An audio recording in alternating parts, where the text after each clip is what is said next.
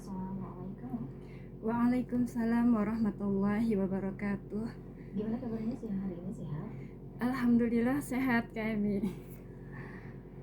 Oke. Boleh silakan untuk menyampaikan tema ya untuk edisi hari ini dalam program acara iWorkbook-nya. Baik, bismillahirrahmanirrahim. Rabbi shrahli sadri wa yassirli amri wahlul 'uqdatam min lisani yafqahu qawli. Para pendengar Radio Kayong Utara yang berbahagia, insyaallah pada program I Love Book edisi kali ini, buku yang akan kita bahas yaitu berjudul Membimbing Remaja dengan Cinta. Karena remaja hari ini adalah pemimpin di masa depan. Buku ini ditulis oleh Irawati Istadi dan beliau juga merupakan penulis buku bestseller yaitu Mendidik dengan Cinta. Penerbit buku ini yaitu Proyu Media.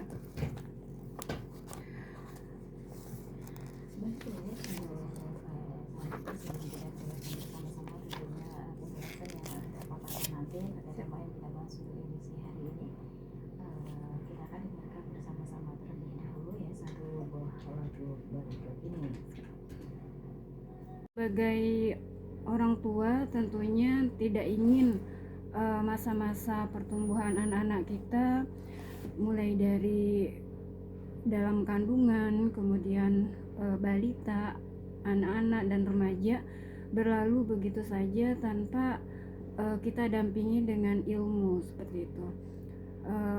Kalau sebelum-sebelumnya kita bahas tentang bagaimana pengasuhan dari mulai balita.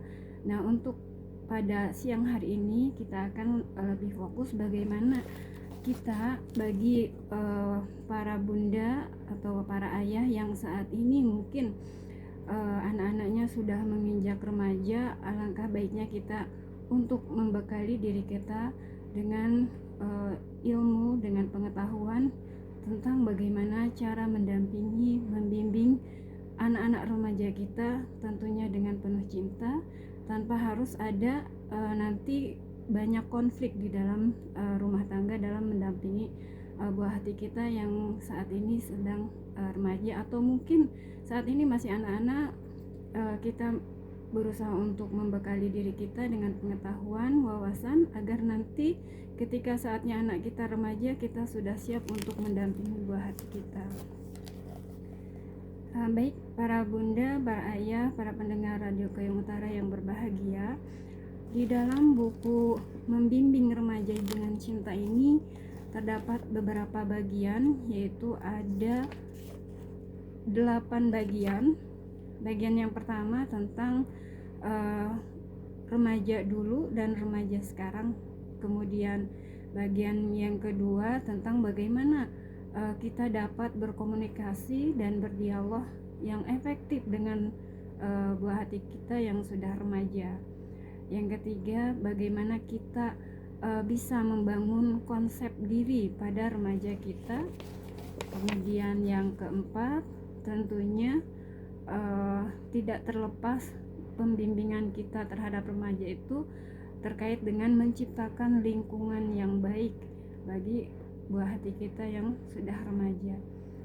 Yang kelima, bagian yang kelima mengarahkan dunia seksualitas, karena tentunya di masa remaja ini adalah masa pubertas di mana fungsi-fungsi reproduksi sudah mulai berfungsi seperti yang kita ketahui tentang tanda-tanda reproduksi bagi perempuan, yaitu tumbuhnya payudara, kemudian bulu-bulu yang di bagian-bagian tertentu di dalam ilmu IPA. Kemudian untuk laki-laki adanya mimpi basah dan lain sebagainya merupakan keberfungsiannya alat-alat reproduksi yang seharusnya kita dampingi dengan sebaik-baiknya agar jangan sampai salah arah seperti itu. Kemudian bagian yang keenam yaitu tentang kecerdasan spiritual remaja.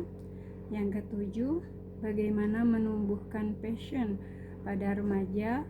Passion di sini bagaimana remaja memiliki mengetahui minat bakatnya di mana sehingga dia dapat lebih fokus untuk mengembangkan potensi yang ada dalam dirinya. Dan yang terakhir yaitu yang kedelapan, tentang musuh remaja. Di sini di bab ini akan dibahas nanti bagaimana apa saja yang menjadi musuh bagi remaja seperti itu, dan tentunya akan diberikan tips-tipsnya agar remaja dapat melaluinya dengan sebaik mungkin dengan sikap yang terbaik tentunya.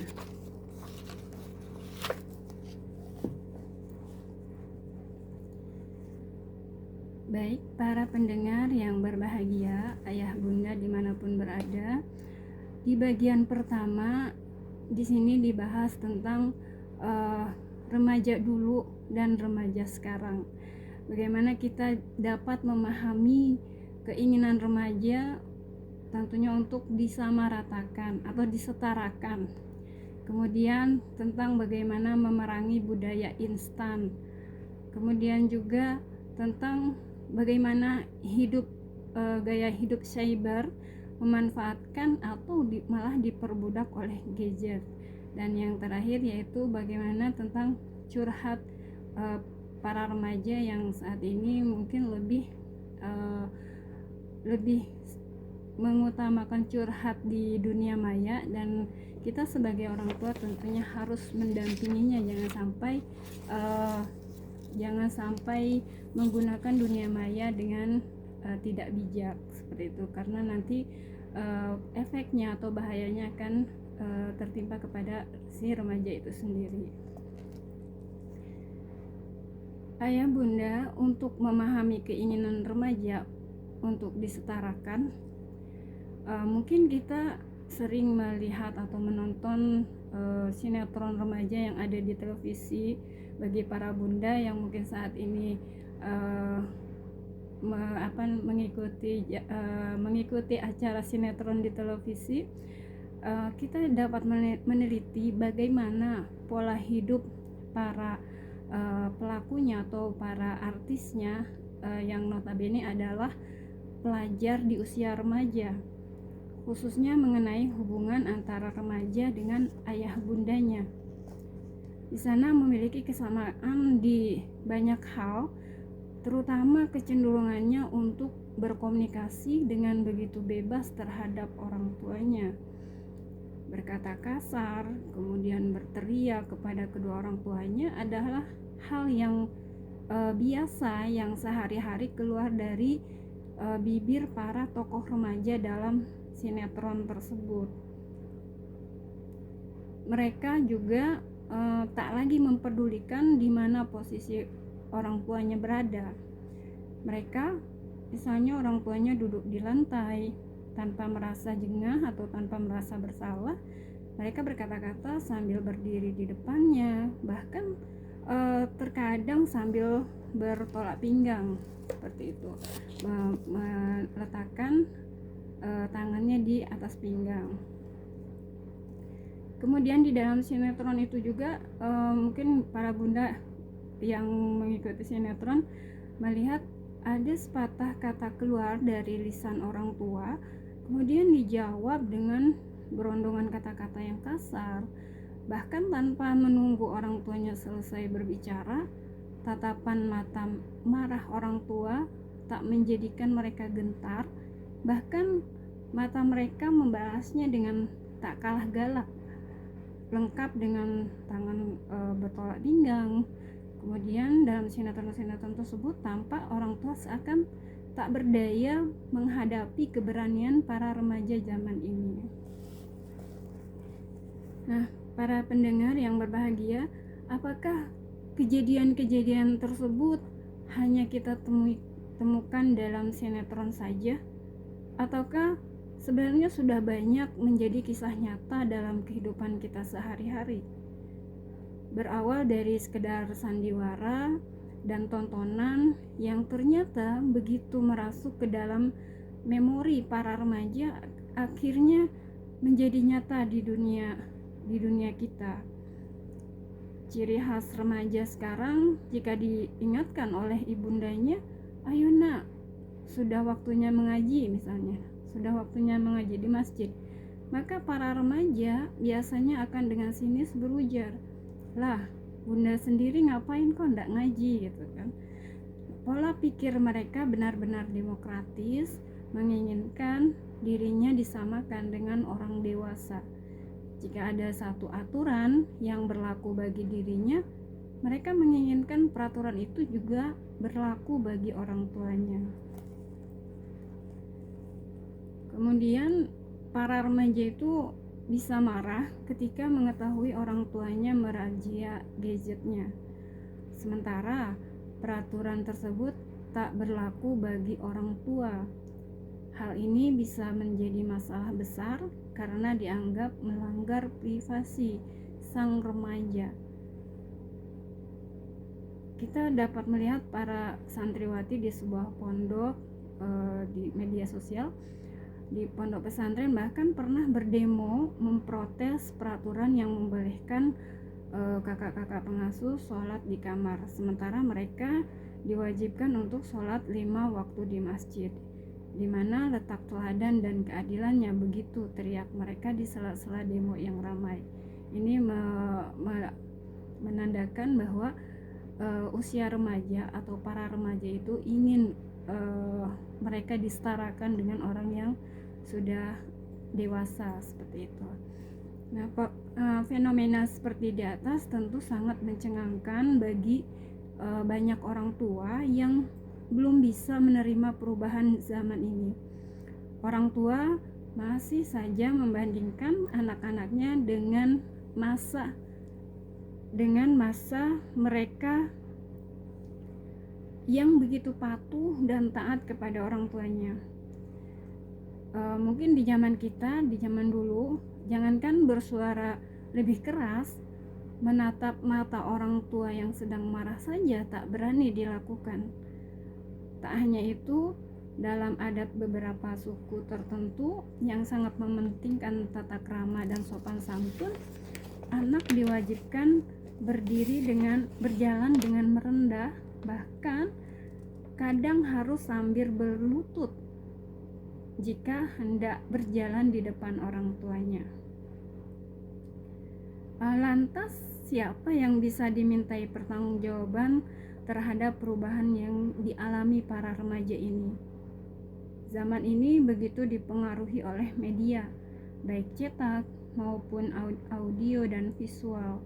Kalau di zaman dahulu hanya ada satu channel televisi, itu pun sifatnya konservatif karena dikelola oleh pemerintah, maka sekarang ada belasan bahkan puluhan pilihan channel televisi yang berasal dari seluruh penjuru dunia.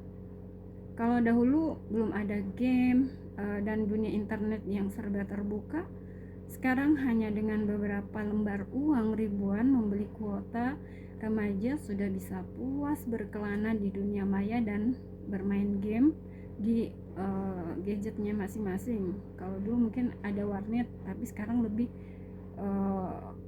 dekat lagi dengan memiliki gadget masing-masing.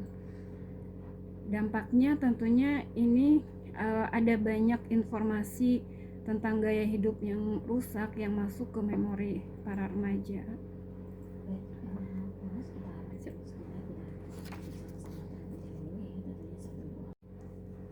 Para pendengar RKU dimanapun berada, tadi di sesi pertama kita telah mengetahui bagaimana para remaja pada saat ini, tentunya di zaman sekarang, ingin disetarakan dengan orang yang lebih dewasa, terutama orang tua atau mungkin kakak-kakaknya seperti itu. Nah, bagaimana seharusnya orang tua mengambil sikap dalam menghadapi remaja di zaman akhir ini yang selalu ingin disetarakan dengan orang dewasa? Di sini ada 3 cara menghadapi. Tentunya kita memilih nanti yang terbaik metode mana yang harus kita pilih dalam menghadapi kecenderungan para remaja ini, yaitu kecenderungan ingin disetarakan dengan orang dewasa. Yang pertama, ada yang menghadapinya dengan terlalu menuruti. Nah, sebagian orang tua yang merasa kewalahan dalam menghadapi perilaku remaja yang cenderung melawan dan memberontak, mengambil jalan aman dengan memberikan apa yang diinginkan oleh remaja. Orang tua cenderung memilih diam ketika remaja mereka membantah keras aturan yang hendak diberlakukan kepada mereka. Orang tua tak kuasa memaksa atau mengarahkan anak ke arah yang mereka inginkan, karena anak mereka telah mengunci pintu dunia mereka dan menolak jika orang tua hendak masuk ke dalamnya. Jadi dalam hal ini orang tua bersikap pasrah atau masa bodoh, bagaimana sikap anak terserah lah gitu kan. Kemudian sikap yang kedua yang dapat diambil oleh orang tua, yaitu dengan memberi larangan penuh. Di sini sebagian orang tua lainnya tidak bisa menerima perkembangan karakter remaja yang demokratis tersebut. Sebaliknya, mereka memaksa untuk tetap menerapkan aturan konservatif berdasarkan kekuasaan mereka sebagai orang tua. Mereka akan marah jika anak remajanya sampai berani berkata kasar dan di depan orang tua. Mereka cenderung sulit menerima pendapat dan argumentasi remaja jika berlawanan dengan pendapat orang tua. Kemudian, remaja yang memiliki orang tua bertipikal seperti ini biasanya akan mengalami stres dan depresi karena merasa tidak dihargai dan dipercayai oleh orang tuanya. Bisa jadi mereka tampil sebagai remaja yang santun di depan orang tuanya, tetapi bisa berubah liar jika sudah bergabung dengan teman-temannya, atau ada yang menjadi sakit-sakitan diakibatkan banyaknya tekanan yang melemahkan fisik mereka. Kemudian sikap yang ketiga yang dapat dipilih oleh orang tua yaitu dengan cara mengakomodasi dengan smart. Di sini ini yang paling selamat adalah orang tua yang bisa mengambil jalan tengah di antara dua kebijakan tadi, tidak memberi kebebasan penuh tetapi juga tidak melarang terlalu ketat. Orang tua harus memahami bahwa karakter remaja yang banyak berubah disebabkan oleh pengaruh lingkungan dan media yang luar biasa. Jadi perubahan tersebut tidak 100% merupakan kesalahan mereka.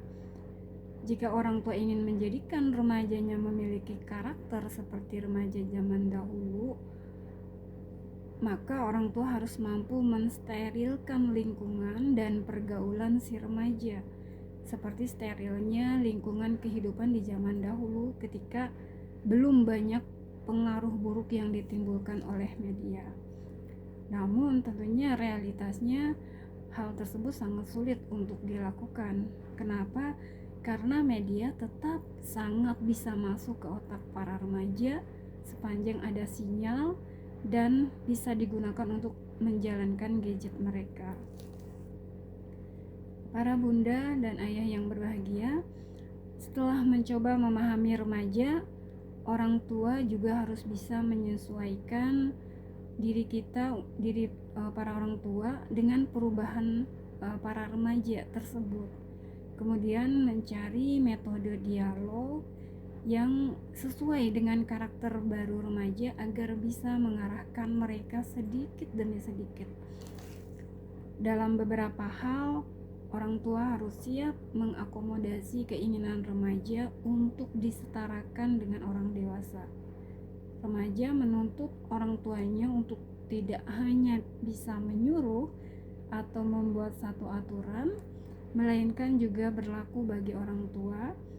Sepanjang tuntutan tersebut positif, orang tua harus siap menyetujuinya, sekaligus memberikan pendidikan melalui keteladanan. Nah, para pendengar yang berbahagia, saat remaja diminta untuk belajar, biasanya mereka juga akan mempertanyakan apakah orang tuanya belajar atau tidak. Orang tua tidak seharusnya marah mendengar tuntutan ini. Sebaiknya terima saja dengan lapang dada, bahkan bisa dijadikan sebagai saran dan masukan dari anak. Toh memang pertanyaan mereka tidak sepenuhnya salah. Urgensi pertanyaan benar yaitu bahwa semestinya orang tua tidak hanya menuntut anak untuk mengerjakan sesuatu, melainkan juga menjadikan dirinya sebagai teladan sebelum menyuruh remaja melakukan hal serupa. Namun, yang masih perlu diperbaiki adalah cara remaja mengkomunikasikan pendapatnya yang terkesan kurang santun dan kurang menghargai orang tuanya. Nah, sepanjang tuntutan remaja masih berada di jalur kewajaran, sebaiknya orang tua bisa menerimanya. Para pendengar Radio Kayong Utara yang berbahagia, selanjutnya orang tua bisa mengajarkan kepada remaja bahwa mereka harus belajar menyampaikan pendapat mereka dengan santun, terutama karena yang sedang mereka kritisi adalah orang tuanya sendiri. Menurut persamaan dengan cara mengkritisi kebijakan orang tua diperbolehkan, tetapi harus tetap memperhatikan kesantunan saat menyampaikannya. Adab dalam menghormati orang tua harus tetap dipegang teguh, seperti tidak berteriak dan berkata kasar, tidak berteriak dengan nada yang melebihi tinggi nada orang tua, tidak sampai berkata seperti yang firmankan Allah Subhanahu wa taala dalam surah Al-Isra ayat 23 yang artinya, dan Tuhanmu telah memerintahkan supaya kamu jangan menyembah selain Dia, dan hendaklah kamu berbuat baik pada ibu bapakmu dengan sebaik-baiknya. Jika salah seorang di antara keduanya atau kedua-duanya sampai berumur lanjut dalam pemeliharaanmu, maka sekali-kali janganlah kamu mengatakan kepada keduanya perkataan dan janganlah kamu membentak mereka, dan ucapkanlah kepada mereka perkataan yang mulia.